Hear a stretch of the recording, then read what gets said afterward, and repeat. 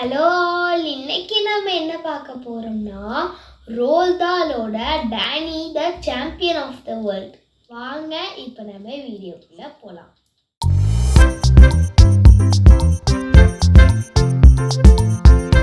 டென்னிங்கிற ஒரு பையனுக்கு அப்பா மட்டும்தான் இருக்காங்க, அம்மா இல்லை.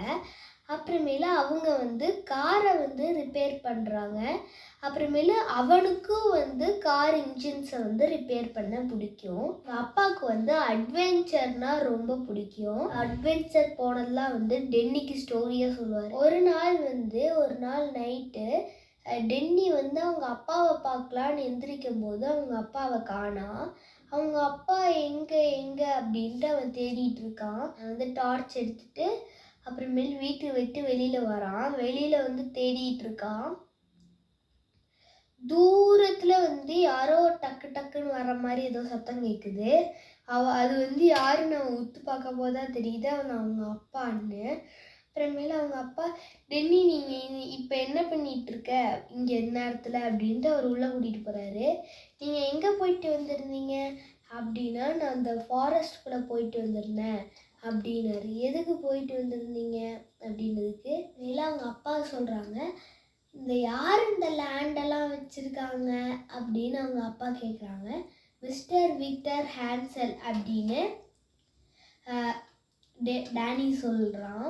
ஆமாம், அவரை யாருக்குமே பிடிக்காது. அப்புறமேல அன்றைக்கி என்கிட்டேருந்து ஒருத்தங்க அவர் திருடிட்டு போயிட்டார். அப்புறம் ரூடாக பேசினார்.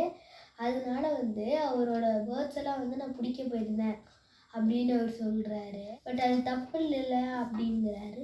அந்த மாதிரி கெட்டவங்களுக்கு பண்ணுறது தப்பு இல்லை அப்படிங்கிறாரு. நிறைய திங்ஸ் எல்லாம் வச்சுருக்காங்க. காஞ்ச திராட்சை அதெல்லாம் தான் அந்த பேர்ட்ஸ் சாப்பிடும், ஃபெசன்ஸு. ஸோ அதுலலாம் நிறைய ட்ரிக் வச்சுருக்காங்க. அதை போட்டுட்டு ஒரு குழி தோண்டி அதை உள்ளே போட்டால் அது விழுந்துரும் அப்படிங்கிறாங்க. அப்புறமேல அவங்க அப்பா அதை சும்மாவே விட்டுருப்பாங்க, யாராவது இருப்பாங்களே அப்படின்னு டென்னி கேட்குறான். ஆமாம் இருப்பாங்க, அவங்க தான் கீப்பர்ஸ். அவங்க கன்னோட நின்றுட்டுருப்பாங்க. யார் அதை எடுக்கிறாங்களோ அவங்க சுட்டுருவாங்க. அவங்களுக்கு தெரியாமல் நம்ம போய் பண்ணணும் அப்படிங்கிறாங்க. நான் இப்போ இந்த தடவை வரட்டா இந்த வெட்னஸ்டே அப்படின்னு கேட்குறதுக்கு, வர வேணாம் இன்னும் கொஞ்ச நாள் கழிச்சு வா அப்படிங்கிறாரு. அப்புறமேல் டென்னி அந்த வெட்னஸ்டேவும் வருது. டென்னி தூங்கிட்டு இருக்கா. அப்புறமேல அவங்க அப்பா சொல்கிறாங்க, நான் வந்துடுறேன், ப்ராமிஸ் பண்ணுறேன் அப்படின்ட்டு ப்ராமிஸ் வாங்கிட்டு போகிறாங்க.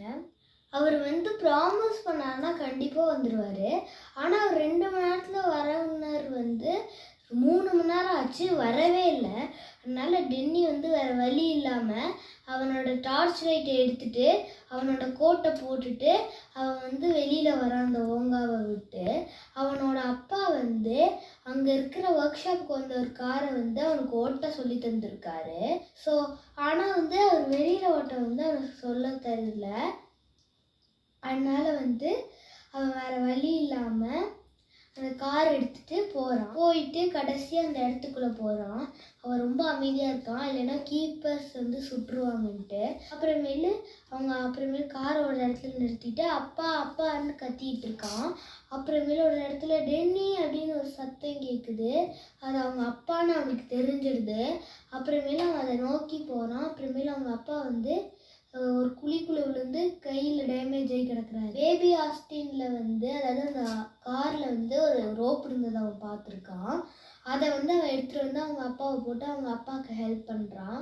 அவரோட ஃப்ரெண்டான டாக் ஸ்பென்சர் அப்படிங்கிற ஒருத்தரை கூப்பிட்றாங்க. பேர்ட்ஸ் எல்லாம் ஹண்ட் பண்ண போய் தானே இந்த மாதிரி ஆயிடுச்சு அப்படின்னு அவங்க கேட்குறாங்க. ஆமாம் அப்படின்னு அவங்க அப்பாவும் சொல்கிறாரு. அப்புறம் அவனுக்கு வேறு ஒரே ஷாக்கு, எப்படி இவங்களுக்கு தெரியும்னா அப்புறமே தான் சொல்கிறாங்க, கொஞ்ச நாளைக்கு முன்னாடி இவங்க 2 பேரும் தான் சேர்ந்து அந்த ட்ரிப் இந்த மாதிரிலாம் போவாங்களாம் பேர்ட் ஹண்ட்டுக்கு. அவங்க அப்பா ஹாஸ்பிட்டல் போயிட்டு ஈவினிங் வராரு. அவரால் தூங்க முடியாதுங்கிறதுனால ஸ்லீப்பிங் பில்ஸ்ன்னு ஒன்று கொடுக்குறாங்க. மேலே டென்னி சொல்கிறான், நம்ம திரும்ப பாச்சிங் போகலாமா, வேண்டவே வேணாங்கிறாரு. இல்லை என்கிட்ட ஒரு ஐடியா இருக்குது, அந்த ஸ்லீப்பிங் பில்ஸ் அந்த ரெசைன்ஸில் போட்டோம்னா அதை கொண்டு போய் அந்த பெசன்ஸுக்கு கொடுத்தோம்னா அதுக்கு சாப்பிட்டு அங்கேயே மயங்கிடுச்சுன்னா அதை நம்ம எடுத்துகிட்டு வரலாங்கிறாரு. அப்புறமேல அவங்க அப்பா சொல்கிறாரு, இது எனக்கு ஞாபகமாகவே இல்லையே, நான் இத்தனை நாளாக சாப்பிட்டுட்டு இருக்கேன், எனக்கு இது தெரியவே இல்லையே அப்படின்றாரு. வீட்டுக்கு போகும்போது ஒரு கீப்பர் வந்து அவங்கள பார்த்துட்டு வந்து அவங்கள வார்ன் பண்ணிவிட்டு அவங்க ஒரு வீட்டுக்கு போயிடுறாரு. அங்கே இருந்த எல்லா காஞ்ச திராட்சை அது எல்லாத்தையும் வந்து தூக்கி போடுறாங்க. அப்புறமேல சாப்பிட்ருக்குமான்னு தெரியலையேட்டு ஒளிஞ்சிட்டு இருக்காங்க. அப்புறமேல கொஞ்சம் நேரம் ஆகுது, சும்மா எட்டி பார்க்குறாங்க. ஏதோ தப்புன்னு ஏதோ ஒரு சத்தம் கேட்குது. பார்த்தா அங்கே ஒரு ஃபெசன்ட் இருக்குது. அப்புறமேல அந்த மாதிரி தப்புன்னு எல்லாம் கேட்குது. அப்புறமேல அந்த எல்லாத்தையும் எடுத்துகிட்டு வீட்டுக்கு ஓடுறாங்க. ஓடிட்டு அங்கே 200க்கு மேலான பெசன்ஸ் இருக்குது. அந்த பெசன்ஸ்லாம் வந்து மிஸ்டர் விக்டர் ஹான்சல் அப்படிங்கிற ஒருத்தரோடது. அவர் வந்து ஒரு ஷூட்டிங் பார்ட்டி நடத்துவார். அதில் இந்த பெசன்ஸ் எல்லாத்தையும் ஷூட் பண்ணுவாங்க. ஸோ வந்து அவங்க சொன்னார், நம்ம அந்த பார்ட்டிக்குள்ளே இது எல்லாத்தையும் எடுத்துகிட்டு போயிட்டோம்னா நாளைக்கு இந்த பார்ட்டி. ஸோ வந்து அந்த பார்ட்டியில் அவரை வந்து இன்சல்ட் பண்ணலாம் அப்படிங்கிறாங்க. சரின்ட்டு எல்லோரும் அவங்க 2 பேர் எடுத்துகிட்டு போயிடுறாங்க. அவங்களோட பேக்கில் இருந்து எல்லா ஃபெசன்ஸும் வந்து பறந்துருக்கு. அதனால வந்து அந்த வழியாக தான் வந்து மிஸ்டர் விக்டர் ஹான்சல் வந்துட்டுருக்காரு. இருக்கும்போது இது என்னோடது தான்ட்டு வேகமாக கோபமாக உள்ளே ஓடி வராரு அவரோட ரோல்ஸ் ராய்ஸ் காரில். அப்புறமேல அதை ஓட்டிட்டு உள்ளே வந்து, இது என்னோட ஃபெசன்ஸு, இதை நீங்கள் வச்சுருக்கீங்க அப்படிங்குவாங்க. அப்புறமேல ஒரு போலீஸ்மேனை கூப்பிட்றாரு அவர். அப்புறமேல அவங்க அப்பாவுக்கு திடீர்னு ஒரு ஐடியா தோணி, நீங்கள் தானே கவர்மெண்ட்டோட ஆர்டர் என்ன, அவங்களோட லேண்டுக்கு வந்த எல்லா ஃபெசன்ஸும் அவங்களோடது தானே அப்படின்னு வந்து சொல்கிறாங்க. அப்புறமேல் விக்டர் ஹான்சல் அப்போ வந்து அதெல்லாம் கிடையாது, இது என்னோடது அப்படிங்கிறாங்க. போலீஸை மிரட்டுறாங்க. அதனால் போலீஸ் வந்து இவரை வந்து இனிமேல் எந்த ஃபெசன்ஸும் உங்களுக்கு கிடையாதுன்ட்டு அவர் காரில் வந்து அவரை போக சொல்கிறாங்க. ஆனால் அவர் போகிறக்குள்ளே அங்கே வந்து எல்லா ஃபெசன்ஸும் உட்காந்து அந்த சீட்ஸ் எல்லாத்தையும் டேமேஜ் பண்ணி வச்சுருக்குது. அதனால் அவர் சோகமாக போகிறாரு.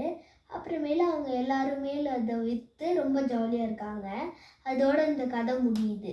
இந்த வீடியோ உங்களுக்கு பிடிச்சிருந்துச்சுன்னா இந்த வீடியோ லைக் பண்ணுங்கள், ஷேர் பண்ணுங்கள், சப்ஸ்கிரைப் பண்ணுங்கள். உங்களை இன்னொரு வீடியோவில் திரும்ப மீட் பண்ணுறேன். பாய்.